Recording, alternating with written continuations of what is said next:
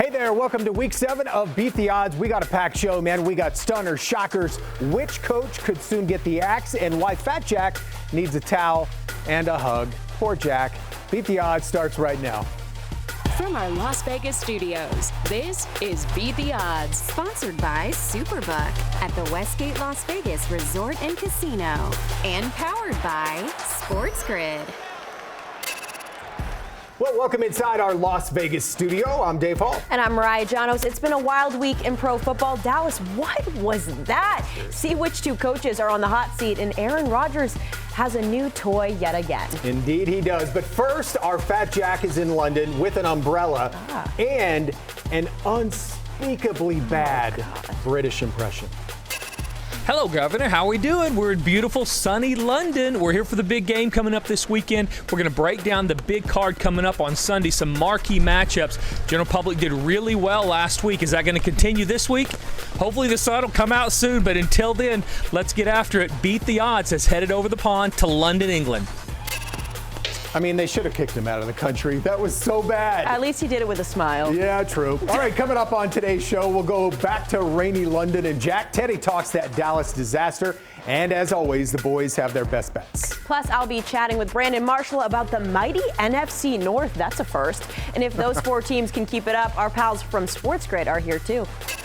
Hey Vegas, we're excited to beat the odds with you guys once again. Coming up, Joe Lisi and I will look at a huge game for Houston's Joe Mixon and a disappointing one for Philadelphia's Saquon Barkley and what those performances mean moving forward. So sit tight and we'll join you in a bit. Now it's back to the crew out in Vegas. You got a British impression, Teddy? Hello, Governor. Well, that was better. That was better than Jack's. At least you committed more. All right, well, thanks for joining us. As always, we're going to start with shockers and stunners, so let's go back to London with Jack.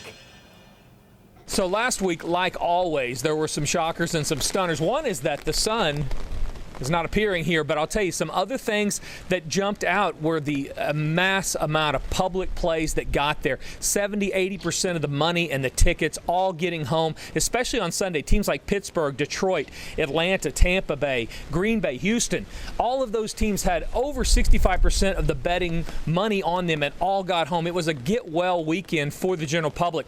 And to look at that even closer, road favorites, all right, these are better teams going on the road. 8-0 against the spread on Sunday alone, not counting Buffalo on Monday that got there with a huge amount of general public money. So for all those weeks we've been talking about unders and underdogs and the public not getting there, last weekend was a makeup. Hopefully the public did really well because that's, generally speaking, not going to continue. Even with those games, though, there were a lot of spots that were some really bad beats. I know Teddy's going to tell us about those. Yeah, we sure will tell you about those. You want to talk some stunners, bad beats, whatever you like to call them. This one was just brutal. Philly minus first half. Philly minus 5.5 first half against Cleveland. Philly's up 10-3. They're in field goal range. They run 3 times. They kick the field goal. There's no way Cleveland can cover first half unless they block the field goal and return for the touchdown, which is what they did. Bad beat, Philly first half for sure. How about the G-Men plus 3.5 on Sunday night against Cincinnati? Cincy scored 2 touchdowns. One of them was on a 3rd and 18 scramble. The other one came late in the game when they were just trying to run the clock. Chase Brown's supposed to slide down, but he didn't. He ran into the end zone. Cincy cashes. Tough beat for G-Men backers. And, of course, Monday night wasn't any more fun. It's the kicker. It's not the coach. It's not the offensive coordinator. Zuerlein missed multiple field goals again, just like he did in the loss to Denver. Everyone else taking the blame. The Jets' kicker took the beat. That's 2 games he's probably cost them, no doubt. All right, so you got a whole list of shockers as well. Let's fly through those. Sure. Like Jack said, huge public weekend. The best weekend of the year for the public. Overs cashing, favorites cashing, and that tends to be a bad combination for Sportsbook. When we talk about some other things, I mean, Washington lost. Washington's still alone in first place in the NFC East, which is supposed to be a division with multiple elite teams, and yet here's Washington. And, of course, we still have a pair of undefeated teams still standing, KC and Minnesota. We'll see if either of those teams is still undefeated next week at this time. All right, well, you just talked about it. Once again, the Joes cleaned up against the pros. Mariah is at the Superbook, Westgate, Las Vegas, with more on that. Thanks, Dave. I'm here with EVP of Superbook Operations, Jay Kornegay. Jay, you were telling me Sunday was a rough one here for the books. Just what did you guys see overall, and what were those results? We knew going into week 6 it might be some trouble there because we had so many short favorites on the road, and that's exactly what happened. All those favorites on the road were 9-0 against the spread and, of course, straight up. So when you see those type of results, it's usually bad news for the sports books. Big move in the headlines this week. Davante Adams leaving Las Vegas, headed to New York. How does that move impact the lines, either on the Vegas side of things or New York? Right now, we won't have any impact for the Vegas line because he's already been out for a couple of games. That's already been adjusted. We'll have to see what happens in New York. If he does play, there might be a small adjustment, maybe a half a point. And there are some prime matchups heading into week 7. Are there any games that you're expecting high volume on? We have some great matchups this week 7 for the slate. We got Houston visiting Green Bay. That's a great showdown. 2 really good teams, both really hot. And then you also have Detroit going to Minnesota. That's a big showdown for the North and all their fans up there. And then we have a rematch of last year's championship, San Francisco and Kansas City. I think that's going to be a terrific matchup, which all 3 of those games are going to have high volume. Absolutely. You mentioned the NFC North. We'll get into that later on with Brandon Marshall as well, a little deep dive into that division. But for now, Dave, I'll send it back to you in studio. All right, thanks, guys. Up next, we're going to head back across the pond. Jack and his umbrella are breaking down the London game. Plus, Teddy has 2 coaches on the hot seat, and which of those seats is the hottest?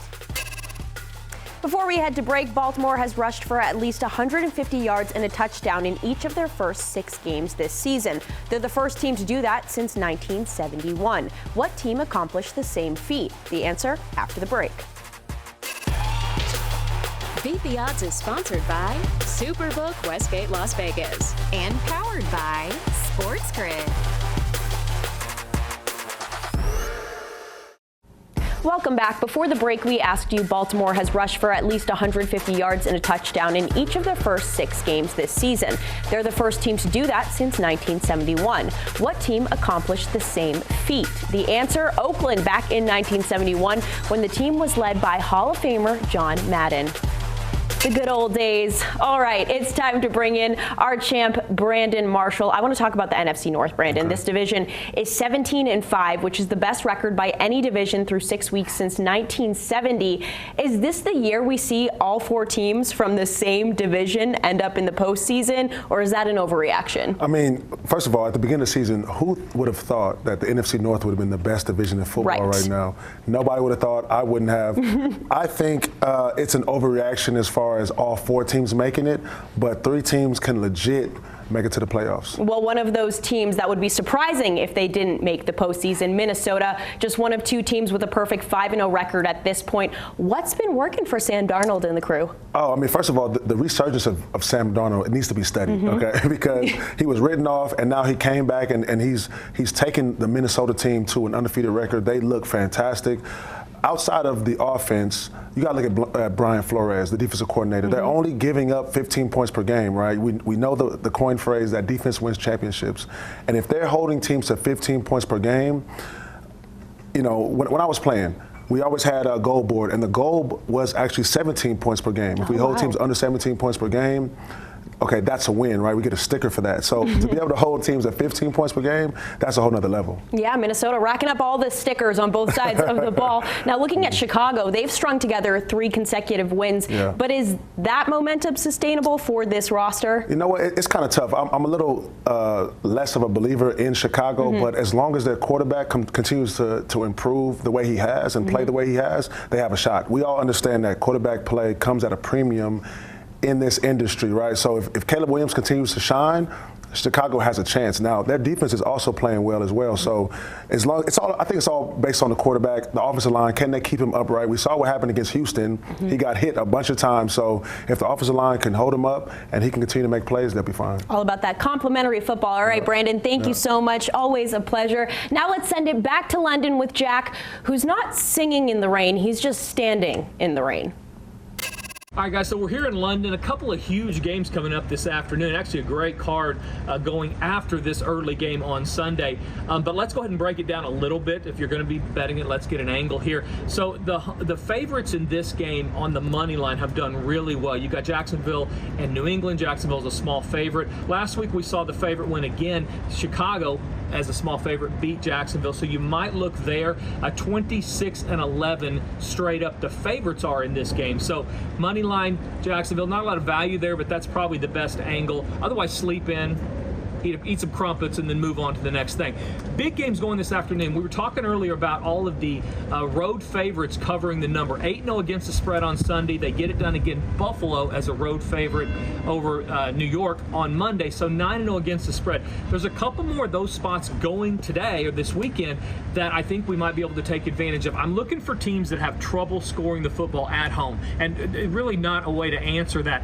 Cleveland is one of those, the G-men the other. You're hearing things coming out of their press conferences that are not positive. We're going to keep calling plays to try to get in the end zone. And with Cleveland, they had it 1st and goal from the 3. Didn't get it done there. Late in that game to tie it. They just can't get in the end zone. Deshaun Watson has been miserable. So Cincinnati minus the points at Cleveland. And then you've got Philadelphia going to the G-men. A couple of good spots to keep that road favorite against the spread trend continuing.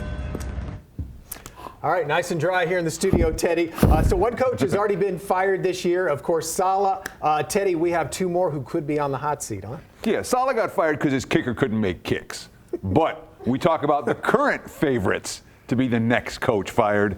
2 names at the top of the list. Mike McCarthy in Dallas, Doug Peterson in Jacksonville.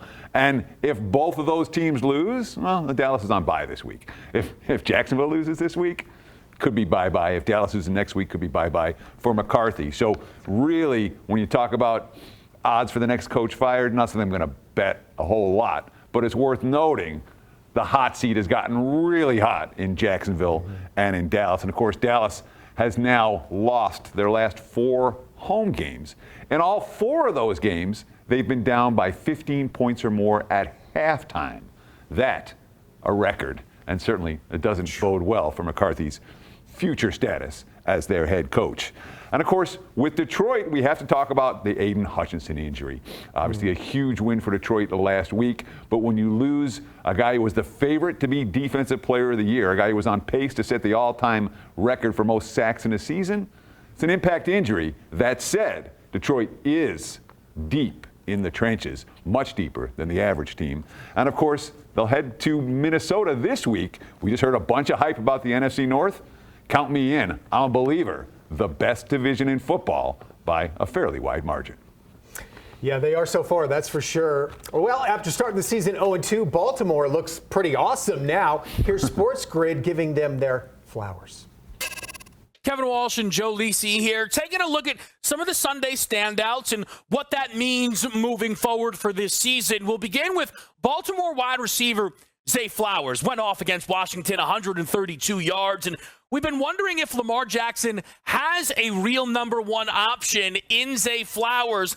Games like this, Joe, suggests he does. He has that quarterback to wide receiver relationship with Lamar Jackson. We saw this team put up 30 points against Washington and Jaden Daniels. They win it by 7, and they're going up against a team in Tampa Bay that did put up 51 total points, Kev. Look for Zay Flowers to build off of last week's performance. I just have to note with Baltimore, we could likely talk about Derrick Henry on a weekly basis as maybe an overperformer, though the performances just keep happening. He scored in every single game so far this season, and he's the Offensive Player of the Year favorite, and there's really no end in sight.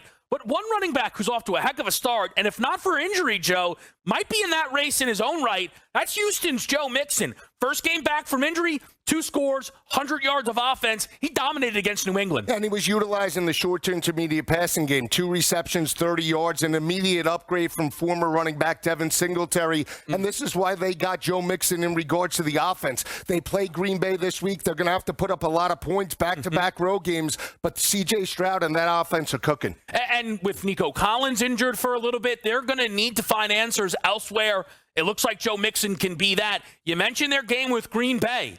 Jordan Love is off to an incredible start. Despite the 2 games missed to injury, he is tied for 2nd in the entire league in passing touchdowns, put 4 up on Arizona. Is there any defense that can stop Jordan Love from throwing passing touchdowns? So far, the answer is no. It could be Houston. They held Josh Allen at 30% completion percentage 2 weeks ago, and last week in the 20-point win over New England, forced 2 interceptions against Drake May. Jordan Love's going to need a dynamic performance to pull out the victory and cover. I think that's the big question for me. That Drake May game, 3 touchdowns, though, over 225 yards comfortably. How much of that was relaxed defense, and how much of that could be weak spots that Jordan Love looks to take advantage? That is going to be one of the best games this upcoming week. We'll see what Stroud versus Love delivers. We'll follow it all. Joe Lisi and Kevin Walsh. Thanks, fellas. So they might be 5,000 miles apart, but that will not stop the sassiest segment in sports betting TV. Our player prop showdown is next. Before we head to break, with multiple touchdown passes on Sunday, Indianapolis quarterback Joe Flacco became the 4th QB to throw multiple touchdown passes in 8 consecutive games at age 38 or older. What other 3 QBs have pulled that off? The answer coming up next. You're watching Beat the Odds, sponsored by Superbook at the Westgate Las Vegas Resort and Casino, and powered by SportsGrid. Welcome back. Before the break, we asked you, with multiple touchdown passes on Sunday, Indianapolis quarterback Joe Flacco became the 4th QB to throw multiple touchdown passes in 8 consecutive games at age 38 or older. What other 3 QBs have pulled that off? The answer, the GOAT, of course, Tom Brady, Peyton Manning, and Warren Moon. These guys did it in 2021, 2014, and 1995, respectively, and Teddy called 2 out of the 3. Well done. He's not just good looking, he's smart. By the way, Tom Brady, speaking of good looking, now part owner of our football team here in Vegas. Maybe his magic can turn around this franchise. Scan that QR code. It's our website, beattheoddstv.com. Now let's send it back to the guys at SportsGrid. Kevin Walsh and Joe Lisi here, taking a look at some of the underwhelming performances this past week and how they project moving forward. And I think Joe Burrow does qualify. I know he had the electric run that opened the game up for Cincinnati, but no passing touchdowns after 4 straight games with multiple passing touchdowns. We expect better from one of the NFL's best. Do you think we'll get that next week? I think we do, Kev. They're going to be playing a Cleveland defense that has lost 4 straight, and they've lost it by an average margin of defeat of 8.7 points per game. We saw Philly and Jalen Hurts attack them over the top with the passing attack. Devontae Smith, A.J. Brown had success. And let's not forget, Joe Burrow 2 weeks ago against Baltimore puts up 392 passing yards and 5 touchdowns. If this team's going to get back to 500, Burrow needs a better performance. It was nice to see Burrow again have, by his standards, though, a down game, and Cincinnati still win a football game. They need that defense to do their part. Now, you mentioned Philly. They grab a win. Saquon, though, plays easily his worst game in his new team's uniform with less than 50 rushing yards and not finding the end zone. Well, on deck, his old team. Joe, this is probably the biggest narrative spot we've seen so far this season. Anything keeping Saquon out of the end zone? No. The multiple touchdown performance. New York is 0-3 at home. They lost another close game to Cincinnati on Sunday night. No offensive identity this past weekend. And Saquon Barkley was a role player. They got A.J. and Devontae Smith more involved their first game back. Saquon has a big performance this coming weekend. Yeah, it's hard to see it playing out any other way. Quickly, with Jacksonville, 1-5, we know it's a disappointment. The bright spot, though, was rookie wide receiver Brian Thomas Jr., but now he comes off of one of his worst games, probably his worst as a pro, just 27 yards.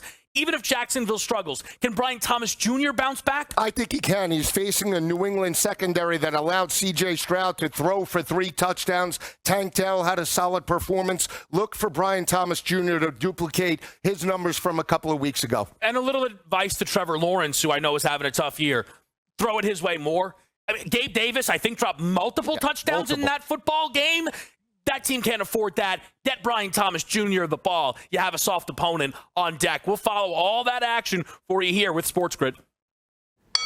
All right, not even 5,000 miles in a big ocean can stop this battle. Teddy against Jack, our player prop showdown. Today, you're debating Geno Smith. Yeah, let's talk Geno Smith over 1.5 touchdown passes this week at Atlanta. Now, Geno's thrown exactly 1 TD in each of the first 6 games. You bet this 6 times, you're 0-6. That said, this week, the right opponent at the right time. Seattle stepping down in defensive class in this ballgame. Atlanta's D has struggled. There's urgency for Seattle off 3 straight losses, and it's a clear letdown spot for the home favorite. I'm expecting offense. Geno over 1.5. All right, guys, so Geno Smith over or under a touchdown and a half in this game versus Atlanta. You know, I blocked off about 20 minutes to see how many times this season Geno Smith had gone over 1.5 touchdowns and realized that it's 0. And so I went and got a snack instead. I don't know that he's going to go over a touchdown and a half because I'm not going to bet on a streak to end against Atlanta that can run the ball effectively. Seattle's defense has not been very good, and they haven't been good at stopping the run. So I think that Atlanta chews up the clock, shorter game, lower scoring. Let's go under the total with Geno Smith's touchdowns this week. All right, will Aaron Rodgers and Davante Adams light up the scoreboard? Is Drake May the real deal? The boys have their best bets next. All right, welcome back to the show. We're going to wrap it up, as always, with best bets. Yes, it's still raining on poor Jack. He's not that poor, though. He'll get over it. Here he is in London one last time. All right, guys, so best bet time. We're going to go under the total in Pittsburgh and New York. We saw Aaron Rodgers on Monday. They put up 20. This will be tougher. Pittsburgh has a very good defense. They also will play keep away from Aaron Rodgers in that New York offense. Games that since 2020 that have a total of 37 or lower have gone under the total 33 of 46 times. So low totals, generally speaking, we're not going to have a lot of points because there's a bottom that they're going to set that number at. Combined, these teams are 8-4 to the under this year. Let's go under with New York and Pittsburgh. All right, Teddy? I'm ready. Let's talk. Jack likes a total. I like a total, too. Let's talk about Jacksonville and New England over the number. It's real simple. After one game, Jacoby Brissett is the under QB, the check down Charlie, and Drake May is the over QB. He's going to take shots downfield. Of course, New England's defense, well, they didn't get any red zone stops last week. Jacksonville's offense is coming around. Their defense struggling, too. Over the total in London. All right. Thanks for watching. We'll see you guys next week.